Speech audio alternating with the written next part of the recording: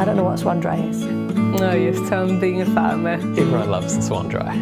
Well, it's not my thing, it's not my style. But he looks cute, like he wears it a lot. He's pretty renowned for wearing the swan dry and the hat. This is the red jacket you're talking about, isn't it? Yeah. That's iconic, seeing Tom with the swan dry. That is his signature, I would say.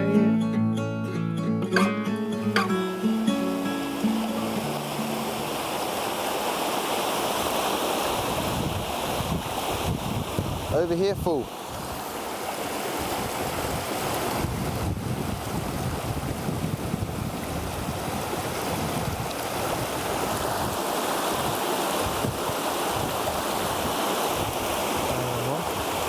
Come on.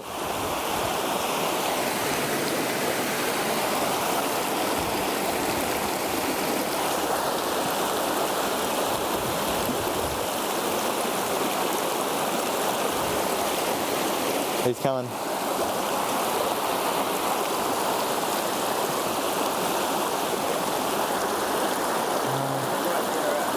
Oh, here he comes, here he comes.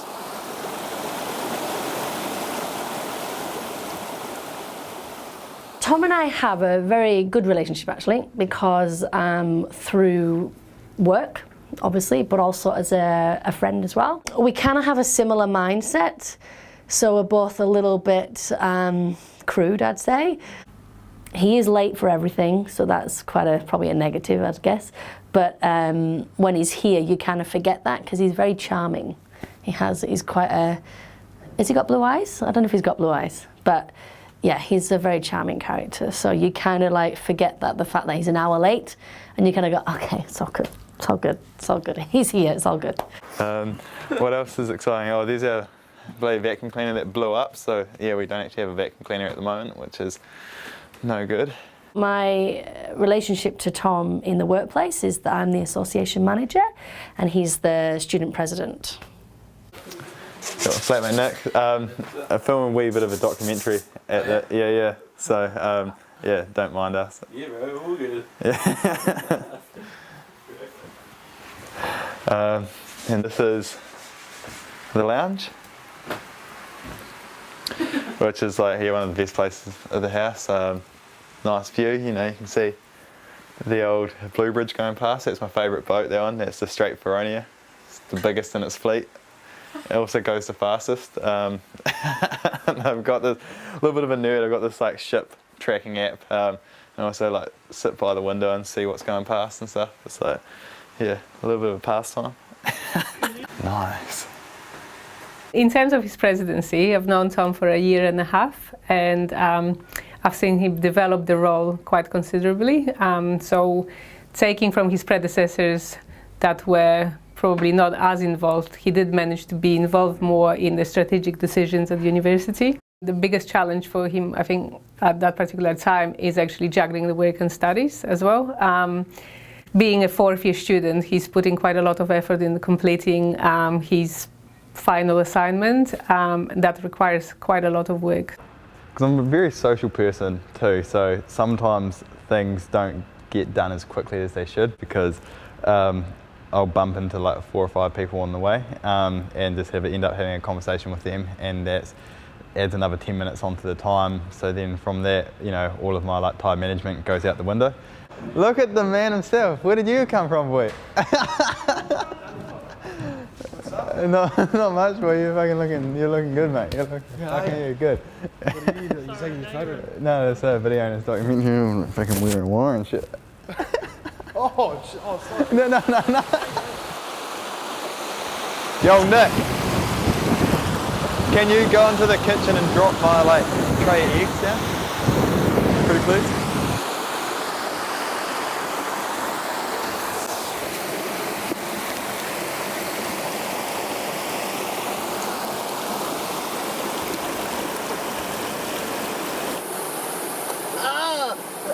No!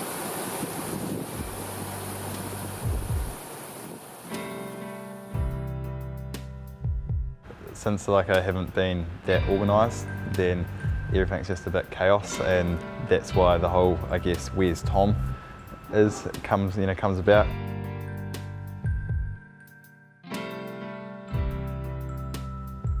we have a saying, you know, hashtag where's Tom, because probably in the last couple of months he hasn't been as present as probably he would like to be because of, you know, focusing his work on that. So I would imagine that this kind of created quite an anxiety in him as well. So not being able to kind of be everywhere and do everything as well. And with him, you know, liking to achieve different things, it's always the tricky part because something has to give.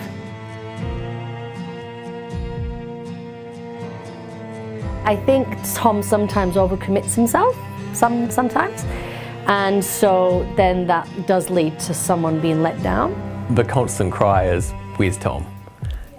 Tom's never very on time because Tom's also committed to his fourth year studies, he's helping a group, he's helping out in the community, he's doing so many things, and he's always running late. Yeah, my flatmates, they've got this thing where they call it Tom time, so they'll text me saying, when are you coming home, G? And I'll be like, oh, you know, give me half an hour, and then they'll be like, nah, it's going to be an hour, you know, hour and a half, because I'll shag around. Tom is definitely a yes man, so he will definitely say yes to anything you put out there, but then that sometimes doesn't get followed through, so it's better if he says, you know, I'm a maybe man, but not necessarily a yes man. I was thinking the other day, like, student associations should be much like, I don't know, student flats. Like, you know, you go into a student flat and you're always real excited, being like, oh, as a flat this year we're gonna do this, and this. Like, student associations shouldn't like be like, oh, we can't do that, we don't have enough money, but always just push for what you want, and then just quietly achieve as many things as you can. Tom has definitely done a good job as president. I think in the first year when I was here, he definitely done a lot more than now he's in the second year. But I think that's just due to course pressures and studies and things like that. It is a tough role being a president. You're providing governance to an organisation, and you're providing governance over this team of staff who are delivering services. And often you're fresh out of college and you can be in a little bit over your head sometimes. He had to build a lot of things up from the ground. Things still aren't perfect, there's still better ways of doing things. He achieves things, you know, he gets things done, probably delegating rather than having it done himself, but those things actually get done. It's really good to have that person who is actually willing to get things going.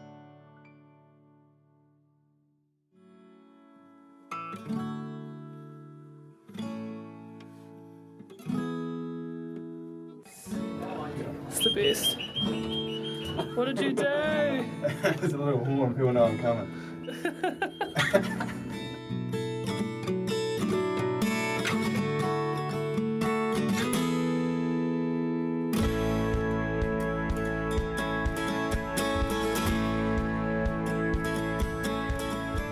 So Tom decided, even though he's running unopposed, that it would be a great idea to get a bunch of stickers printed.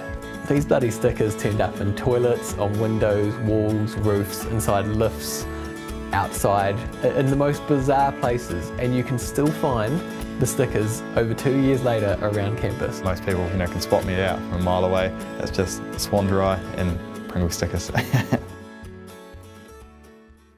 But it's really hard because it's like I'm sad that I'm going, but then I'm also like really grateful. So it's like a weird kind of mix. But yeah, really happy that I did it, and really stoked that it's MAWSA's not going to you know, end. You know, it's going to carry on and get better. So that's yeah, I'm really excited to see how it goes in the future, and yeah, I can't wait to see where MAWSA ends up, which is cool.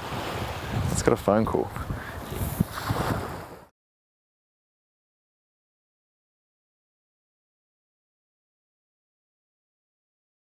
In all honesty, Tom's a wanker.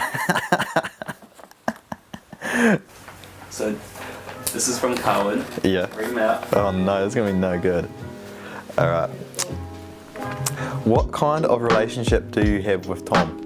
We did have a one night off sexual relations in Palmerston North, which Tom did indeed take my man virginity. Tom was like my dad, too busy for me. I would now just like to address rumours suggesting that I developed beyond friendship and that we became lovers. Other than that, it has been purely a platonic relationship. Tom's cock was too small. I would like to dispel any rumours that he had of an air freshener sized penis. It was more of a Glade plug-in. That's all I have to say about that.